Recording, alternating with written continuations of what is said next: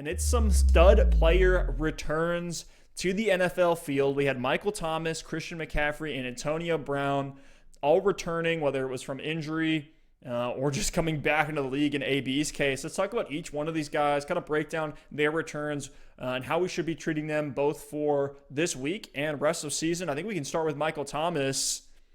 Again, in that Tampa Bay game, that was horrible. 38-3 loss for the Buccaneers. And this game, to me, for Michael Thomas, was really just him shaking the rust off. I'm kind of scared that he's actually going to go back to the old Michael Thomas next game. He caught 5 out of his 6 targets for 51 yards, only had 10 fantasy points on the day, but only played on 55% of snaps. And this is just like we saw from Deebo Samuel earlier in the year, right? He had the one down game with limited snaps against Miami, then blew up the next week. I think we could see that here from Michael Thomas.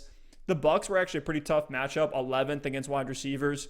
Plus, the game script was completely lopsided, where New Orleans really didn't have to do much. They could just take their foot off the gas towards the end of that game and giving Brady the worst loss of his career, 0 touchdowns, 3 interceptions, and a 38-3 loss, the largest point differential loss of his career. So that was absolutely brutal to see for Brady and the Bucs. I think that's from their side. We'll talk about AB here in a minute, but for Michael Thomas, how are you valuing him rest of season after this, first kind of get right game? I think if you have Michael Thomas on your teams, you should actually be happy with this. I think there was a lot of anticipation. One, you're happy he's on the field, but two, he comes out, he doesn't play a ton of snaps. One, because of the game script. He didn't have to play for essentially the whole second half because of how much of a blowout this was. And two, this was a game where we saw the Saints really spread the ball around. 12 different receivers caught passes. Well, pass catchers, running backs, tight ends, receivers. 12 different guys caught passes in this game, which is absolutely absurd in the NFL. And Thomas still led the way. And I think his snaps will continue to go up. If they get into a more competitive game, a more competitive game script, he's still going to be that guy that Drew Brees goes to early and often. This was a game where Adam Troutman, Emmanuel Sanders, Traquan Smith, and Josh Hill all caught touchdowns. I think it's safe to say that moving forward, we're going to see Michael Thomas score more touchdowns than any of those guys. So, I think you don't sell, you don't freak out and say, oh, he's back and he only had 10 points. I think you should be encouraged and hold on to him and keep rolling him out there. He is a must start for the rest of the season. So, if I have him, I'm valuing him as a top 5 wide receiver. He's got San Francisco coming up here. They have a pretty injured secondary right now that's kind of busted. I think anybody can put up points. I think they have Atlanta a couple times coming up. Yeah, they got Atlanta in Week 11 and Week 13. Got some tough matchups. 2 out of 3.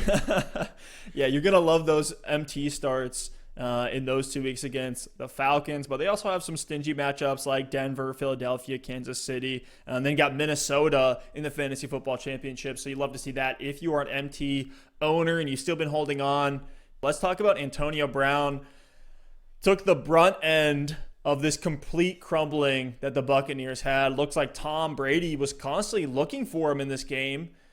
But on top of the pass rush, constantly being under pressure, Tom had to kind of go to his second read more often than he probably wanted to. It seems like he was actually thinking about it too much, right? And for these elite athletes, that's never something you want to be doing. You want to be relying on your training and the habits you've built over time, not thinking about it every time you drop back. So that's kind of the situation that I think we saw for AB. I think things will get better. Again, this is another game, first game for AB in a season and a half.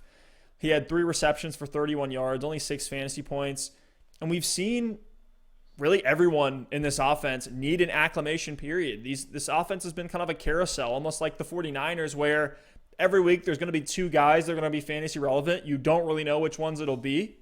But I think the time will come for Antonio Brown. If you have him, just continue to hold him. Hopefully you didn't have to start him. We were telling everyone in our start sits is hey, he's going to be a high-risk start this week. Ideally, you can look another direction.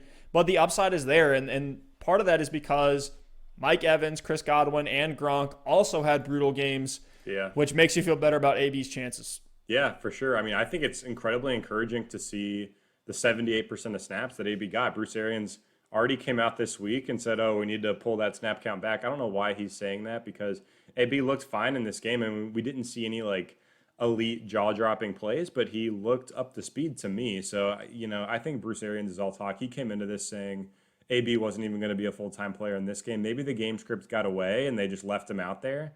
But to me, I think this shows that this is going to be a 1A, kind of 1B, maybe 1C approach with these three receivers. To your point, I think all three are elite and they're going to have their up weeks. I would take them Chris Godwin, Mike Evans, AB in that order, but I think AB and Mike Evans might be a little bit closer than people think. Mike Evans has really struggled all season long when he hasn't been the only guy there and getting those touchdowns. So I think AB is a serviceable flex in PPR formats, and he might be creeping up into that wide receiver 3 territory as well. I like what I saw from AB, and if I have him, I still probably don't want to start him until I see him put up a better performance and a little bit more production, but I'm definitely holding him because come, the final stretch here of the regular season or even come the fantasy football playoffs, if we start to see AB getting 78% of snaps every game and Tom Brady locking in on him, the sky's the limit for what he could do in this offense. We know the talent is there.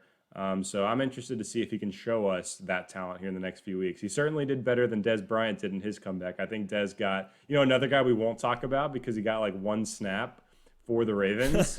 But yeah, it's fun to see. I think this offense is going to bounce back. Let's see what the Bucs do next week. You can almost throw this game out for them. Yeah, this is definitely a throwaway game, and really the upside hasn't changed from when you initially picked up AB. Exactly. It just didn't happen in the first week. We knew that was part of the risk. He still has league-winning upside, and get ready for a bounce-back game I think we could see here against Carolina. I think this will actually be more of a competitive game than we most realize. We'll talk about Teddy Bridgewater and DJ Moore and some of his struggles and really more of this Panthers offense. We'll go ahead and jump into that right now with Christian McCaffrey. In his first game back from that high ankle sprain he suffered in week 2, played 70% of snaps in a shootout against Kansas City, 18 carries on the ground. Wasn't super efficient, only 3.8 yards per carry, but caught all 10 targets for 82 yards and a score through the air, a 37-point outing. Goodness. But now has a potential shoulder injury. Right now they're listing him as day-to-day. Could end up being longer. I would be surprised if he actually plays this week. I think they're going to try to keep him out and conserve him. I think he got ruled out already. There's no real reason when they have Mike Davis taking over that role. So this is just one of those where you have to have a backup plan ready to go if you're a CMC owner. If you look at Mike Davis, who played on 30% of snaps, still saw 6 targets in this game. Teddy Bridgewater's throwing to the running back position a lot. Yeah. I'm not sure if it's just Teddy Bridgewater, the Joe Brady scheme, or both. But whatever it is, you want to have the running back in Carolina. It was great to see McCaffrey come back and kind of give you a 37 bomb and then just kind of dip out again. Tough scene for the CMC holders, but hey, if you started him, you're not too mad about it. Yeah, total bummer with CMC. I mean, we saw just what could have been all season long, and he's done nothing but prove this year that it just about would have been a repeat of his legendary season he had last year. And hopefully if you had Mike Davis, you held on to him. Hopefully you didn't say, CMC's back, I don't need Davis anymore, because he should be on rosters. And if CMC's out, Davis, I know he struggled a little bit over those last couple of games before CMC's return, but he's still a must start for me every single week in PPR. So to me, hopefully if you're the CMC manager, when he came back, you bought low on Mike Davis for that insurance policy. Because, we'll see what the prognosis is here on CMC. I think he's been ruled out for this week, but in the next couple of days, we should get a little bit more information on that injury. It's Wednesday today when we're recording. As far as we know, he's going for a second opinion, which isn't always a good thing. So we'll see. Maybe they give us a timeline for when or if he's going to be back this season. But I think the biggest takeaway here is Mike Davis should be back in lineups moving forward.